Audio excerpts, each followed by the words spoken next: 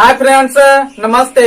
आज मैं आप लोगों के बीच काफी महत्वपूर्ण टॉपिक लेकर आया हूं और वह टॉपिक है तत्सम और तद्भव में अंतर। यह जो है किसी भी वनडे एग्जाम जिसमें हिंदी पूछी जाती है उसके लिहाज से और जानकारी के लिहाज से एक काफी महत्वपूर्ण क्लास है। साथियों, आज हम चर्चा करेंगे तत्सम और तद्भव पे। देखिए, इसके बारे में, तत्सम के बारे में और तद्भव के बारे में हम पिछले वीडियो में चर्चा कर चुके हैं, लेकिन थोड़ी सी देखते हैं तत्सम क्या है। यानी संस्कृत के शब्दों को हम तत्सम कहते हैं और तद्भव क्या है, संस्कृत से बने हुए शब्दों को हम तद्भव कहते हैं। जैसे देखिए, ये क्या है, ये है अग्नि, और ये क्या है, कार्य, और ये क्या है, क्षेत्र। और इससे बना हुआ जो शब्द है, ये अग्नि का क्या हो जाएगा, आग। फिर ये कार्य का क्या होगा, काम। और फिर ये क्या है, क्षेत्र। क्षेत्र का क्या होगा, खेत। तो देखिए, ये संस्कृत के शब्द है, इसलिए क्या कहे गए, ये तत्सम कहे गए। और उससे बने हुए यानी कि संस्कृत से परिवर्तित होके दूसरे भाषा में यानी हिंदी में जो परिवर्तित हो गए वे क्या कहलाएंगे, तद्भव कहलाएंगे। अग्नि से बना हुआ जो है वह आग है, और कार्य से बना हुआ काम, और क्षेत्र से बना हुआ खेत। अब साथियों, हम देखेंगे तत्सम और तद्भव में अंतर क्या है। देखिए, एक है आधे व्यंजन वाले शब्द, यानी आधे व्यंजन वाले शब्द क्या कहलाते हैं, वे तत्सम कहलाते हैं। जैसे अग्नि, गृह, कार्य, कर्म, क्षेत्र। इन सारी शब्दों में ये जो जितने शब्द है, सब में आधे व्यंजन का प्रयोग किया गया है। और फिर इसमें देखें, देखिए क्या द्वित्व व्यंजन वाले शब्द। द्वित्व कहने का अर्थ है कि दो वर्णों का मेल। जैसे देखिए, कच्चा, एक क्या है, कच्चा, एक आधा च और एक पूरा च। यही देखिए, सेम वर्ण जो है यह दो बार हो, एक आधा और एक पूरा हो, उसी को हम क्या बोलते हैं, द्वित्व बोलते हैं। डिब्बा, देखिए आधा ब और पूरा ब। छप्पा है आधा प और एक पूरा प।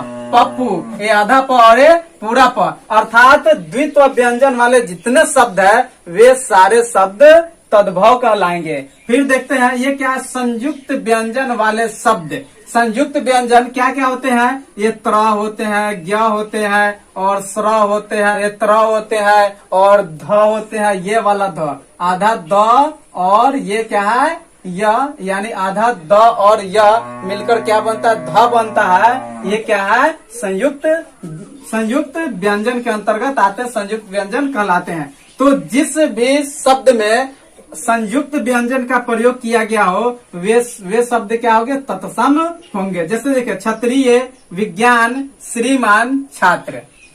इसमें देखिए क्या कर, उत्क्षिप्त व्यंजन वाले शब्द। उत्क्षिप्त क्या होते हैं, देखिए ये वाली र और ये वाली र, ये क्या है, उत्क्षिप्त व्यंजन है। और इनका प्रयोग जो है किसी भी शब्द के पहले नहीं किया जाता है, उसका इनका प्रयोग जो है ये बीच में या किनारे पर किया जा सकता है, लेकिन पहले नहीं किया जा सकता है। तो देखिए, ये क्या है, लड़का, इसमें ये क्या है, उत्क्षिप्त व्यंजन। पढ़ना, पढ़ना में क्या है, उत्क्षिप्त व्यंजन।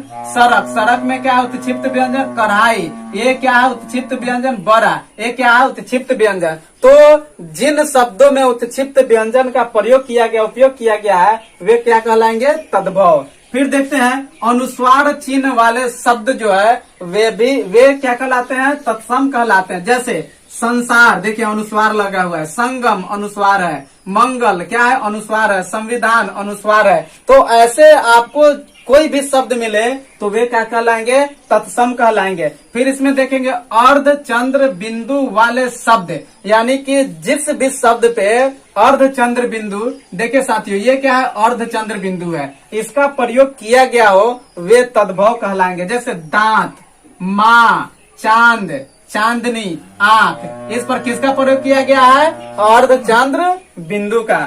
फिर देखेंगे ये क्या है, समास वाले वे शब्द जिसमें एक शब्द संस्कृत का हो वे क्या कहलाएंगे, तत्सम कहलाएंगे। जैसे देखिए राजपुत्र, ये क्या होगा, राजा का पुत्र, तो राजा क्या हो गया, हिंदी हो गया, और पुत्र क्या हो गया, संस्कृत हो गया, यानी संस्कृत का एक शब्द है, तो ये क्या कहलाएंगे, तत्सम कहलाएंगे। राजधर्म उसी प्रकार है, राज पुरोहित, इन सभी में क्या है, एक संस्कृत का शब्द है और दूसरा अलग भाषा का, वह हिंदी का है, तो ऐसे शब्द क्या कहलाएंगे?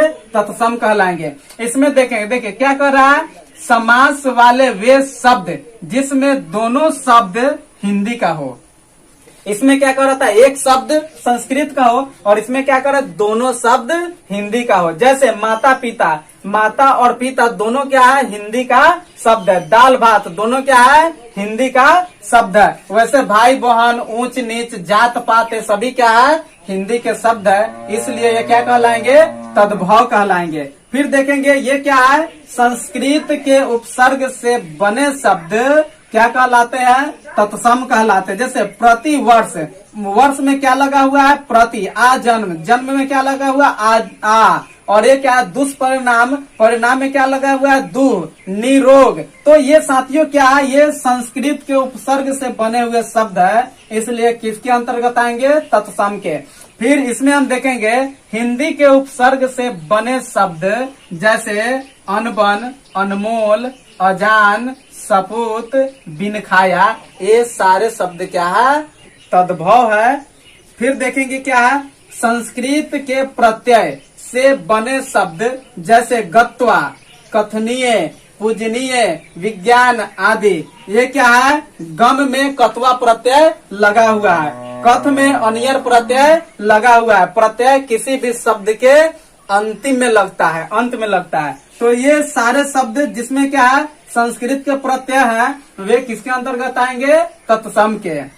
इसमें देखेंगे क्या करा, हिंदी के प्रत्यय से बने शब्द जैसे बचपन, धोबिन, पंडिताइन, सुनारिन, नारी आदि, ये क्या कहलाएंगे, ये तद्भव कहलाएंगे। जैसे देखिए धोबी में इन प्रत्यय लगा हुआ है, पंडित में आइन प्रत्यय लगा हुआ है, तो ये क्या कहलाएंगे, तद्भव। संस्कृत की क्रिया से बना शब्द तत्सम कहलाते हैं। जैसे निर्जर, निर्जर में नी जो है किसकी क्रिया है, संस्कृत की।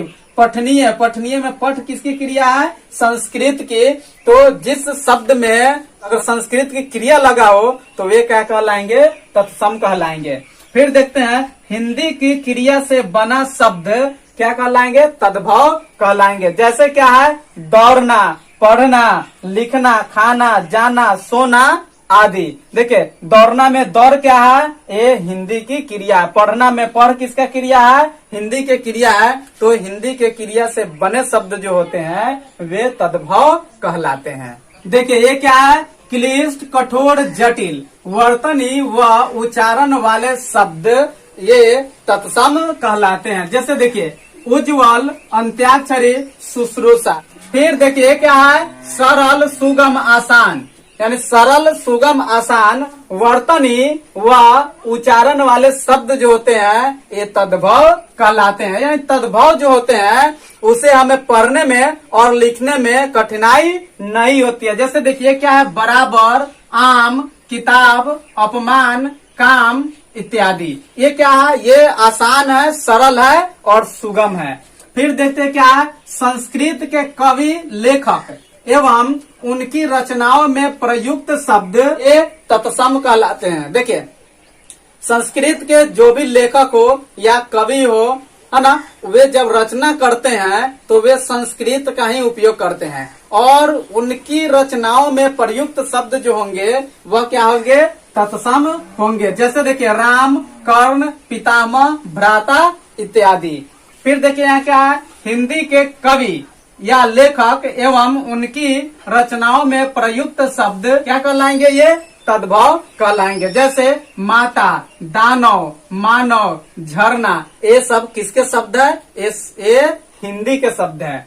फिर अगला देखेंगे क्या है, जिन शब्दों का प्रयोग आधुनिक समय में बहुत कम हो रहा हो, यानी कि वैसे शब्द जिसका प्रयोग आज के समय में बहुत कम हो रहा है उसे हम क्या कहते हैं, तत्सम कहते हैं। जैसे देखिए हरिद्रिका, नमस्कार, खराओ, भ्राता। देखिए साथियों नमस्कार जो है कि इसका उपयोग होता है लेकिन बहुत कम होता है, खराव का भी बहुत कम उपयोग होता है, भ्राता का भी बहुत कम उपयोग हो रहा है। तो ये सारे शब्द क्या कहलाएंगे, तत्सम कहलाएंगे। ये क्या है, जिन शब्दों का आधुनिक समय में बहुत ज्यादा या अधिक उपयोग हो रहा हो, उसे हम क्या कहते हैं, वे किसके अंतर्गत आते हैं, तद्भव के अंतर्गत आते हैं। जैसे देखिए हल्दी, देखिए साथियों, अगर हल्दी को हम देखेंगे तो हल्दी क्या है, तत्सम है, लेकिन अधिक उपयोग होने के कारण,